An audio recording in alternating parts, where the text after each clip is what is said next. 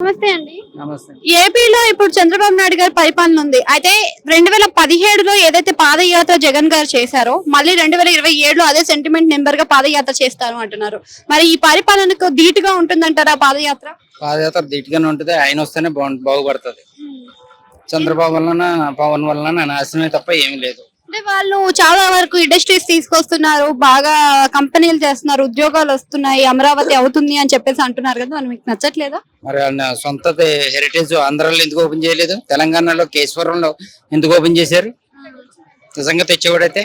అంటే ఇంకొక మాట కూడా అంటున్నారు, జగన్ ఎక్కువ బెంగళూరులోనే ఉంటున్నారు, మరి ఇక్కడ ఏపీలో సమస్యలు ఆయనకేం తెలుస్తాయి, ఏపీ ప్రజల గురించి ఆయనకేం తెలుసుద్ది బెంగళూరులో వండుకుంటూ ఉంటే అని అంటున్నారు. మీరేమంటారు? ఆయన ముందు కట్టుకున్నది ఎక్కడమ్మా? ఏపీలోను. ఆయన ఉండేది అక్కడే. బెంగళూరులో ఆయన ఏదో ఒకటి పేరు మీద వెళ్తాడు. ఈయన వెళ్తలేదా సింగపూర్? ఇక్కడే ఉంటున్నాడా?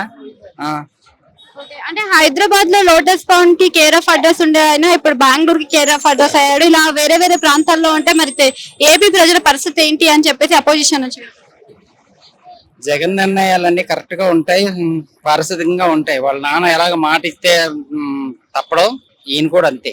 గతంలో పాదయాత్ర చేసినప్పుడు 151 సీట్లు గెలుచుకున్నారు. మరి ఈసారి ఒకవేళ చేస్తే అలా ఉంటుందంట? ఇంకా ఎక్కువ వస్తాయి. అయినా కూడా పెంపుతున్నారు కదా. ఇప్పుడు ఉన్న కుటుంబ ప్రభుత్వం అసలు నెగ్గలేదు కదమ్మా, నెగ్గలేదు అసలు.